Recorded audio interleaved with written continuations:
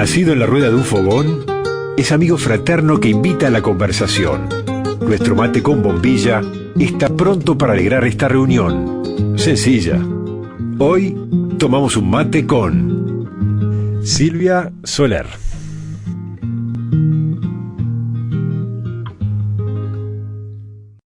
Bueno, tengo el placer de recibir esta mañana, a esta hora aquí en La Canoa, a Silvia Soler, montevideana, profesora de literatura, periodista también, ha trabajado en distintos medios a lo largo de los años, escritora, con varios libros publicados, algunos de corte o de perfil más documental o periodístico, otros claramente orientados a la creación literaria y a la ficción en particular.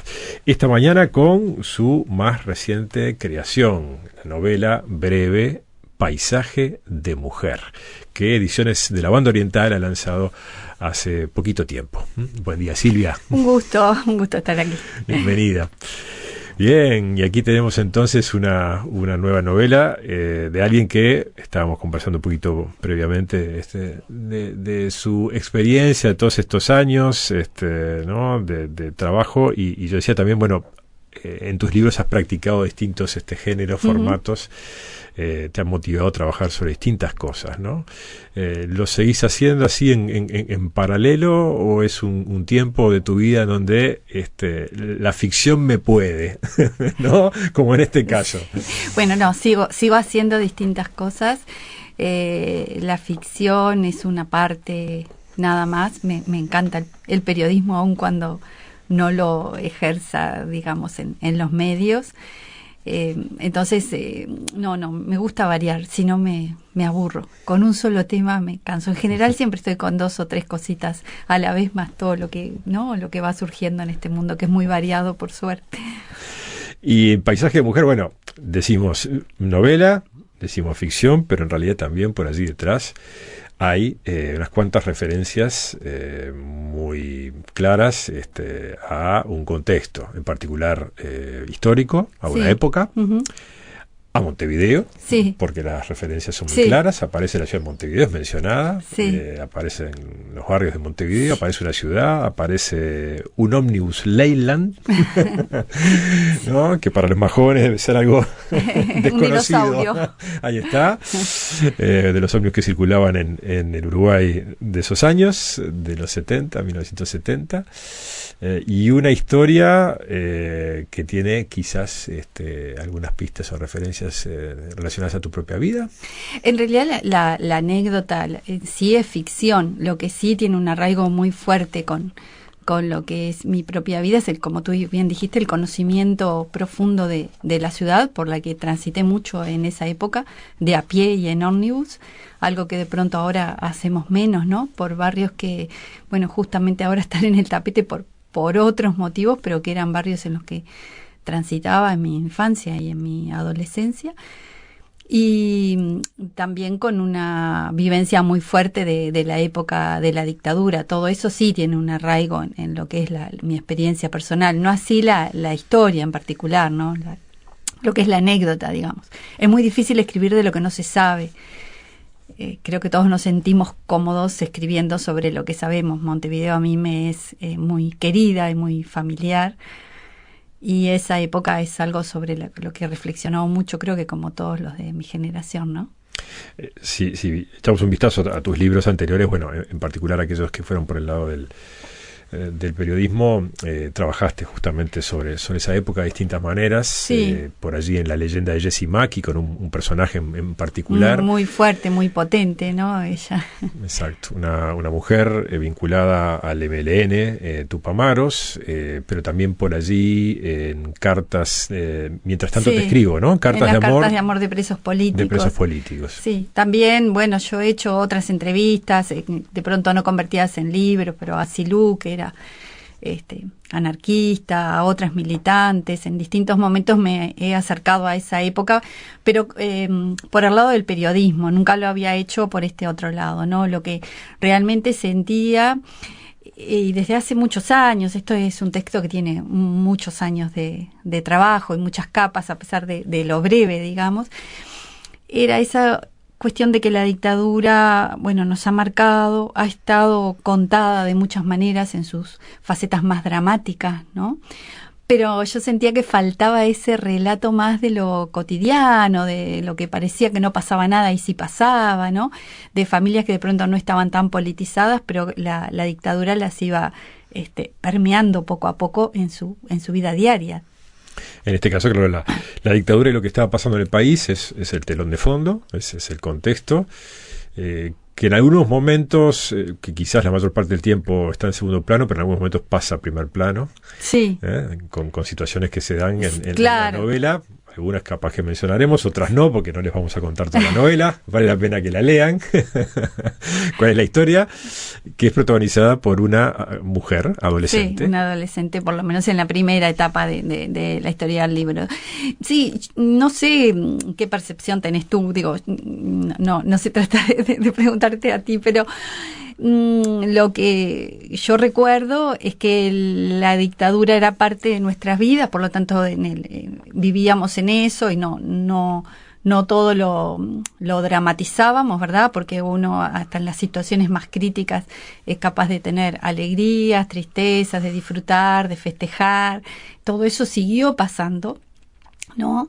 Pero también pasaban otras cosas y a veces por eso ese primer plano irrumpían otras cosas, hasta en las vidas más alejadas de lo político, de lo dramático, familia, digo, que no tenían desaparecidos, por decirte algo, dentro de la familia. Igual la dictadura irrumpía en la prohibición de leer un libro, en los profesores que desaparecían de un día para otro en el liceo público. O sea, tú ibas al liceo y de repente un día el profesor no venía más.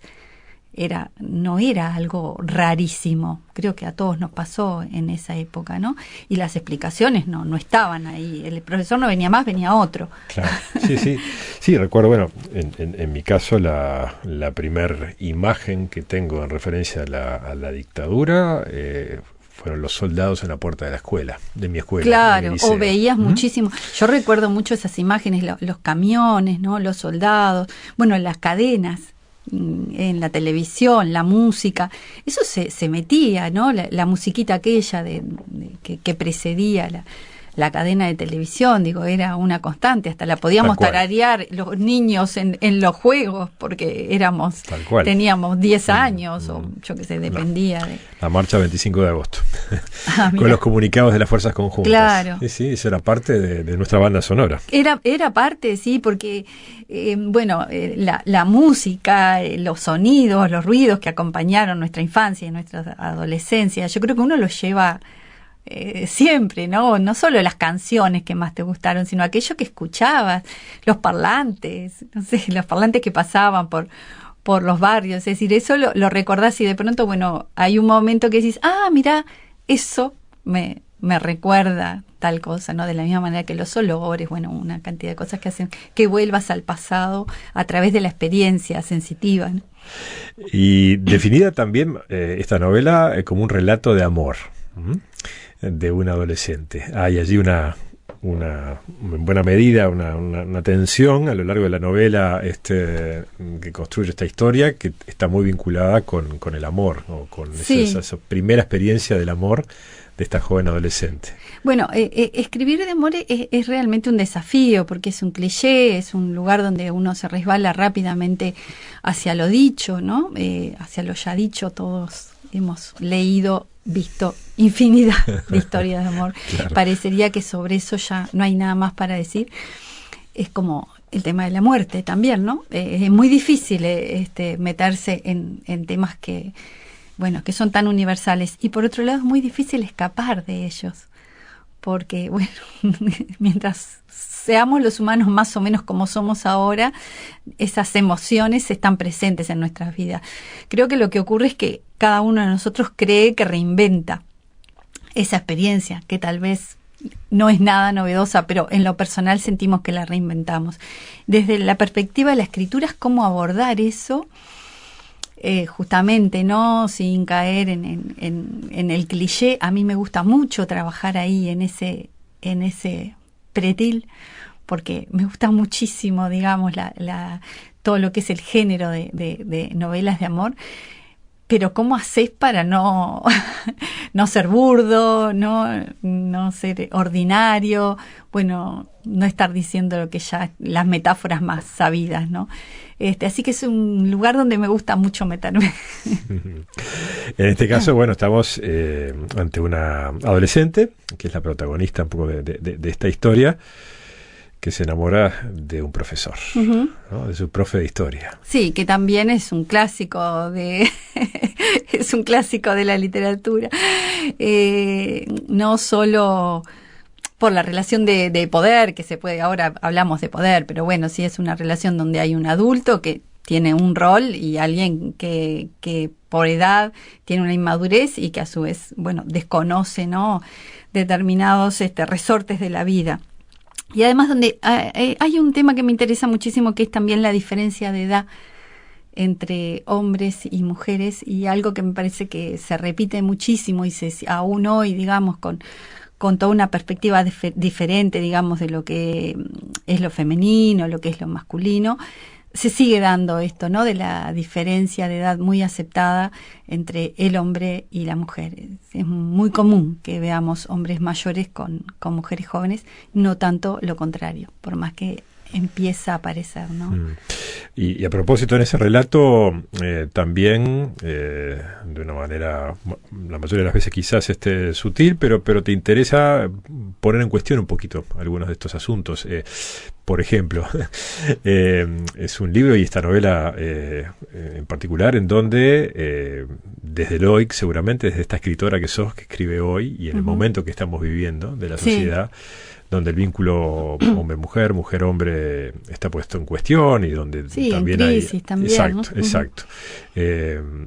Se puede tener una mirada también hacia el pasado diferente, ¿no? Como para decir, en algunos pasajes del libro, a veces de maneras muy crudas, se plantea dentro de la ficción, pero bueno, me va a interesar preguntarte también sobre eso, como para decir, como para señalar algunas cosas que de alguna manera formaban parte de lo sabido, pero de lo naturalizado en el vínculo hombre-mujer, ¿no? Cuando, por ejemplo, se plantea la relación o la historia de ese personaje que es el portero del liceo, que en plena dictadura, bueno, recibía a los adolescentes a la entrada y les hacía observaciones, por ahí pasamos creo que todos, sobre el uniforme, sobre el pelo, sobre algo que hoy sería absolutamente como extraterrestre, ¿no? Que alguien te recibiera y te dijera por dónde tenés que tener largo de la pollera. Digo, eso hoy, creo que para un adolescente hoy debe ser difícil de entender. Ahí está. Entonces, bueno, también es un pretexto para decir cosas, para que Silvia Solar diga cosas a través de, ¿no? sobre cómo mira desde hoy, desde este mundo, desde tu experiencia, pero también desde este contexto particular en el que estamos, con el lugar de la mujer en nuestra sociedad justamente puesto en discusión, decir algunas cosas, ¿no? Es así, de alguna manera. No, o sea, nosotros... Digo, el título no es casual, además. No es paisaje casual. Claro, mujer, sí, y va variando ese paisaje y esa forma que... mi generación, ¿no?, de más de 50, 60, recibió unos discursos bien interesantes que no venían solo de los hombres, no venían de nuestras madres, de nuestras abuelas, y que nosotras algunas partes las asumimos, otras las interpretamos y otras hicimos lo posible por rebelarnos hacia ellas, pero estábamos en un contexto de una fuerte represión en todo, hasta en lo más chiquito, ¿no? Y era muy difícil muchas veces, si no tenías alguna vía, digamos, de ver otras realidades, discernir qué era lo que estaba mal, lo que estaba bien, cuáles eran tus derechos, cuáles no. Entonces muchas de las cosas que nos parecían comunes y normales y las aceptábamos, de pronto las miramos hoy y decimos, ay, ¿cómo podía pasar eso? Me parece interesante también porque en este momento es como que vemos todos blancos y negros, ¿no? La realidad es mucho más variopinta, hay grises, hay de todos colores. Y eso era lo que pasaba en ese momento, es decir, había cosas horribles, había otras más o menos, y había un vínculo entre el hombre y la mujer que estaba de alguna manera respaldado por por esa sociedad, ¿no? Y que un hombre te mirara, incluso te tocara, no tenía las connotaciones que tiene hoy, ni tenía la condena que tiene hoy, ¿no? El personaje o la protagonista, en un momento, a propósito en el contexto de su relación con su profesor, de quien se enamora, dice: me costó muchos años aprender que los hombres tienden a pensar más bien en sí mismos y arrastran a la mujer hacia su territorio como si fuera una presa malherida, incluso si están enamorados y la quieren bien. Es una sentencia y una dura, ¿no? Bueno, es el personaje. ¿Es el personaje o es Silvia que dice esto? Bueno, lo que tiene de bueno hacer ficción sí. es que se pueden cargar las tintas. Echarle la culpa al personaje. Y el personaje siempre a mí me parece que bueno, son las percepciones. Las percepciones no son verdades reveladas. Es decir, puedo percibir eso en un momento de mi vida. Bueno, también las percepciones no duran toda la vida, ¿no? Son momentos, como la felicidad. Bueno, en un momento uno puede percibir eso por el vínculo que estás teniendo, después en otro no. Yo en eso soy como muy, muy tolerante a los cambios que uno va sufriendo, digamos, en la vida en cuanto a las percepciones y a las valoraciones, ¿no? No somos iguales. Ese es el momento en que la protagonista piensa eso, ¿no? En esa sensación de desvalidez, digamos, de no comprender lo que es la mentalidad masculina tal cual se la explicaron, ¿no? Y de sentirse frágil. Pero no, después yo creo que no es siempre así también, porque la protagonista va adquiriendo sus fortalezas y tal vez llegue a comprender un poco más. No pasa inadvertido en esta novela de Silvia Soler, Paisaje de mujer, con esta protagonista adolescente, que su profe de historia del cual se enamora se llama Herrera, de apellido. No es cualquier apellido que elegiste. Sí, no es Ernesto Herrera se llama. Sí, no, en realidad sí. Además, para un profesor de historia. Claro, bueno, tiene en realidad eso tiene anécdotas mucho menos políticas de lo que parece, porque yo tuve profesores que se llamaban Herrera, que no corresponden, digamos, con esta descripción, pero sí el apellido, o sea, ese apellido es real y no tenía nada que ver con la política. Claro, cuando recordaba a esos profesores me hizo gracia colocarlo en este contexto, porque bueno, Herrera no representa, digamos, al Herrera que nosotros imaginamos, ¿no? Pero bueno, ahí sí le agregué a Ernesto, porque Ernesto tenía esa mezcla de justamente para salir de lo establecido, ¿no? Herrera ni es Herrera, ni Ernesto es Ernesto. Nada de eso. Bueno, después hay otros aspectos que tienen quizás más que ver con la técnica del relato, con la forma en que Silvia decide ir contando esta historia. Empezando por, la cuenta en primera persona, el personaje, esta joven adolescente, va haciendo su relato, su nombre aparece por allí por la mitad del libro, no sabemos cómo se llama, yo pensé que nunca íbamos a saber. Sí, por un diálogo, claro. Hasta si no, que en algún momento alguien la nombra, ¿no? Pero lo olvidás, si no estás muy atento. Ahí está, no se lo voy a decir, no les voy a decir cómo se llama. Pero hay otra, sí también, la otra figura que está muy presente, porque desde el comienzo, de alguna manera, es allí la persona con la que, de alguna manera, va dialogando, o a quien le va contando su historia, la protagonista, que es Elena. Ahí sí aparece identificado una tal Elena, ¿no? Sí.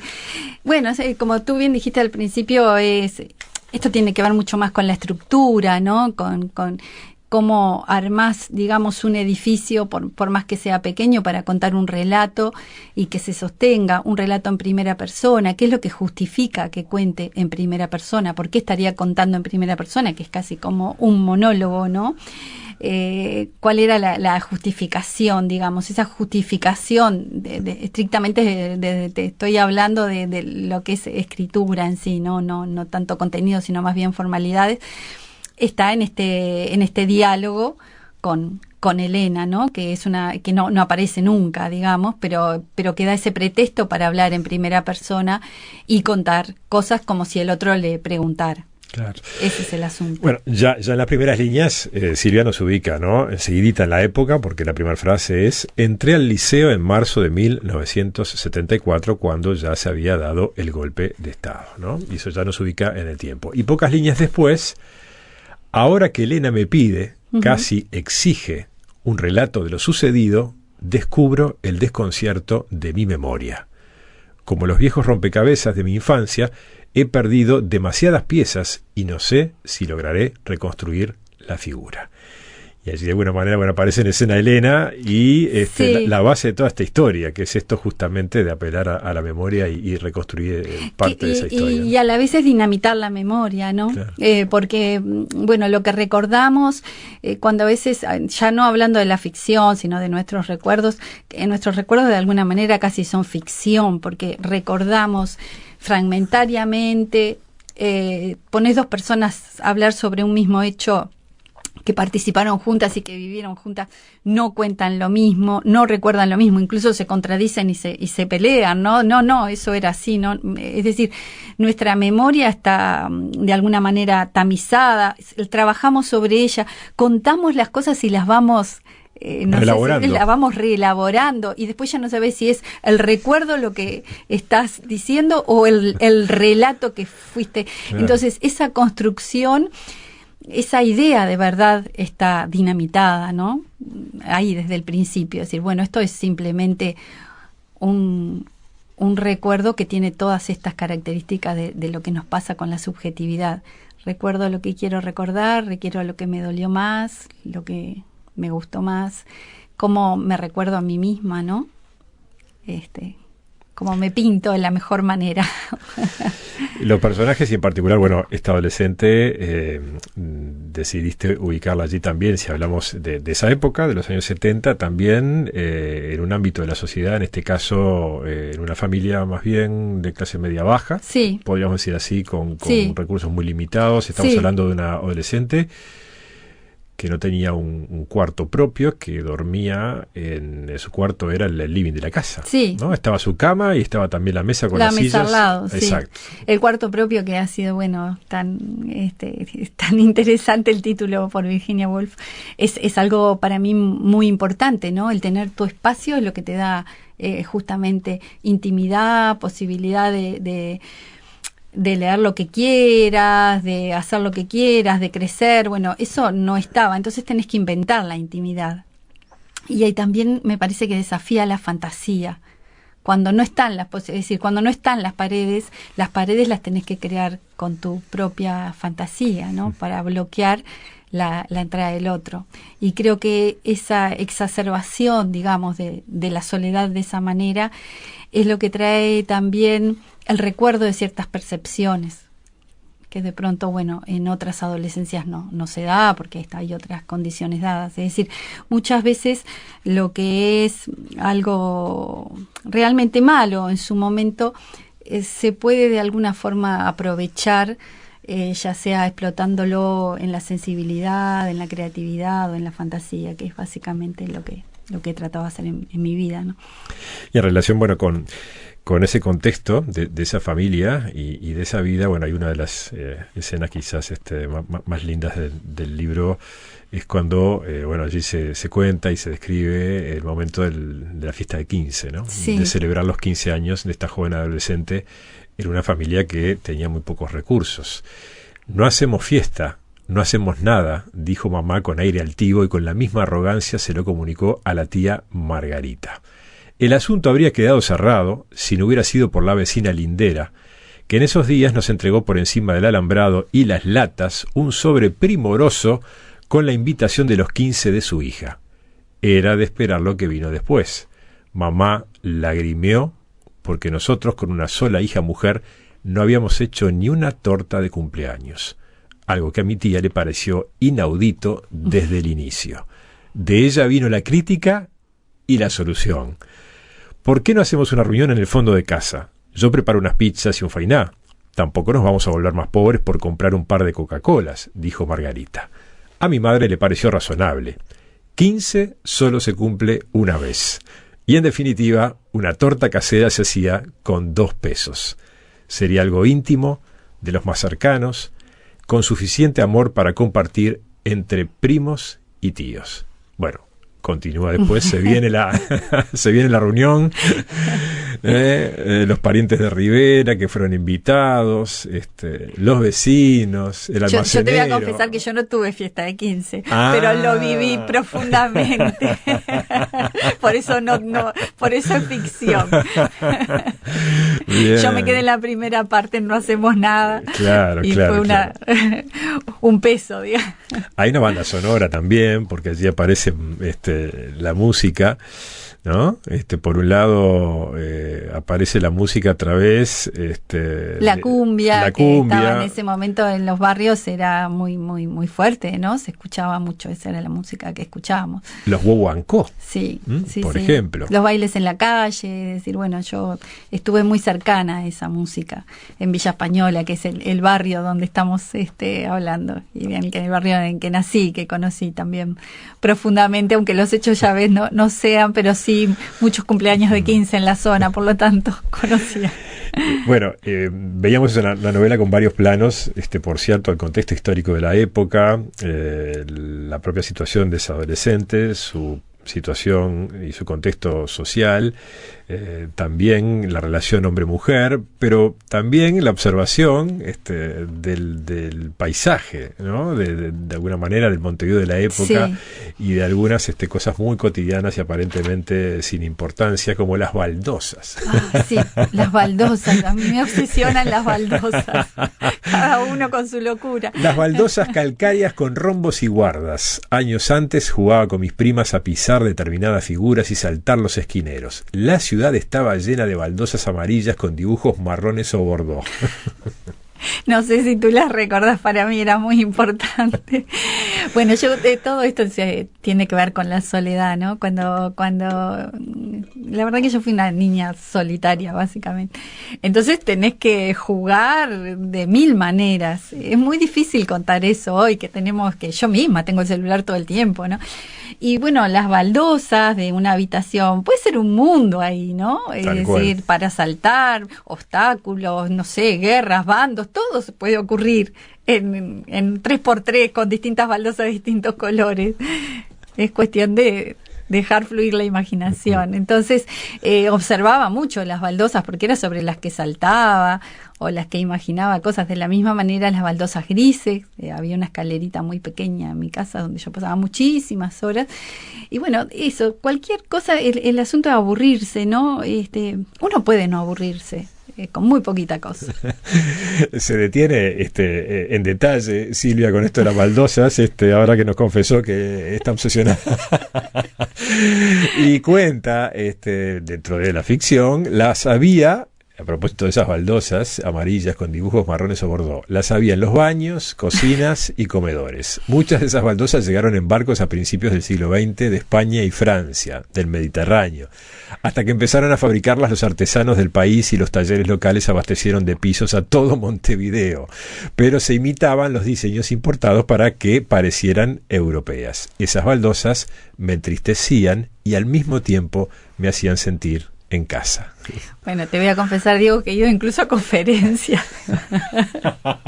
Se llaman baldosas hidráulicas. Bueno, te puedo contar. Sos una especialista en el tema, o sea, te puedo invitar otro día para hablar de eso. Hablamos de baldosas. No, hay unas arqueólogas que han estudiado bastante esta construcción de baldosas, sobre todo en Juan Lacase, una exposición muy linda que se llama Pasado Pisado, y el otro día hicieron una charla en el Museo Nacional de Arqueología a la que fui porque el tema me parece que los pisos hablan de tu vida. No sé si observaste que las baldosas que pisamos hoy son completamente diferentes, pero hasta los pisos parqué son. Y esos son los escenarios de nuestras vidas, ¿no? Claro, le podemos poner un poquito de color, por dónde transitamos, y ahí ya tenés la historia.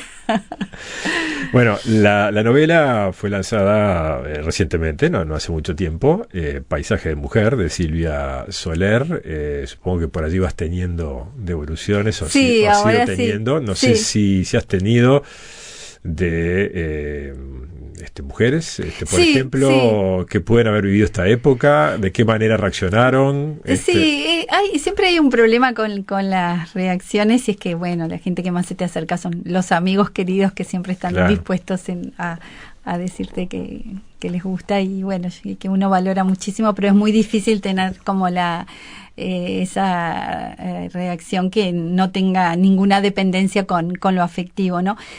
Algo que me parece curioso es que yo pensé eso que tú me estás diciendo, que muchas mujeres me la iban a comentar. Y sin embargo me la comentaron bastantes hombres. Un poco me parece en el mismo sentido que tú me hiciste la pregunta, cuando ven esa descripción masculina como que le llama la atención. No sé, hay algo ahí que hizo que yo pensé lo mismo, bueno, esto capaz que se vuelve en una lectura mayoritariamente femenina y no fue así. Hay muchas reacciones sobre la época, sí. El reencuentro con los detalles del momento, el teléfono, todo lo que significaba para nuestra generación comunicarse. Sí, eso sí, me han dicho mucha gente, cuando lo leí me acordé de esto, de lo otro. Y bueno, y a nivel familiar, con mis primas, por ejemplo, que la leyeron también por primera vez después de publicada, recuerdos de esa época, ¿no? Pero bueno, es súper difícil tener la reacción genuina de los lectores y es algo muy precioso y muy buscado. Silvia menciona el teléfono y claro, no es un detalle menor, hoy de repente es impensable, ¿no? Qué difícil poder explicarle a los más jóvenes en el mundo de los teléfonos celulares, en donde casi toda persona tiene o procura tener un teléfono celular, hablar de épocas en las que no había un teléfono fijo ni siquiera en todas las casas. Claro, y había casas que no lo tenían y se dependía a veces del teléfono de algún vecino que lo prestara o que nos cobrara. Y esto sí que no era solamente una cuestión de pobreza, ¿no? Era algo, por supuesto que sí, en determinados barrios habría más teléfonos, pero era una cuestión de escasez, o sea, los teléfonos eran X números para toda la ciudad, entonces si no tenías el famoso borne, que era lo que no tenías el teléfono, eso obligaba también a estrategias de solidaridad distintas y de comunicación, ¿no? Y también creo que marcaba nuestros vínculos amorosos también, porque bueno, hacer las citas era toda una era difícil, ¿no? Encontrarse era más difícil y también era más fácil no estar, desaparecer. Eso es algo que yo extraño mucho ahora. Qué difícil es hoy desaparecer, ¿no? Que no sepan dónde estás, es casi imposible, pero en aquel momento era fácil no comunicarte nunca más con alguien, era muy sencillo, ¿no? Que no se supiera nunca más de ti. Si no tenías teléfono, que te fueran a buscar. Bueno, no se la pierdan, búsquenla. Paisaje de mujer, de Silvia Soler, ediciones de la Banda Oriental, definida como novela breve.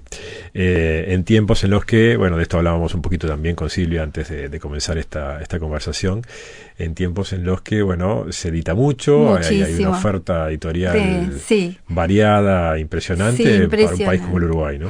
Sí, bueno, hablábamos antes, es un fenómeno mundial, es decir, hay una gran necesidad de títulos nuevos, de alguna manera tiene que ver con la mercantilización también de todo lo que es la cultura, y esa necesidad de títulos nuevos hacia que la necesidad de cambiar las góndolas todo el tiempo y que duren muy poco, las novelas cuesta muchísimo hoy decir lo que es un clásico, ¿no? Un clásico que salga hoy, bueno, es muy difícil saber cuál va a ser porque la permanencia de los textos en principio es menor. Por supuesto que hay excepciones, pero bueno, es un fenómeno bien interesante para analizar.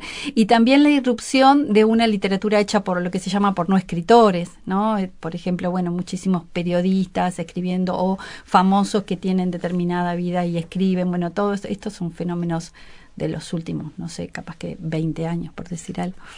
Bueno, un lindo desafío entonces para leer, en una época linda también para leer, tenemos un poquito más de tiempo. Sí, el verano. Está bueno, exactamente, así que se las recomiendo muy especialmente.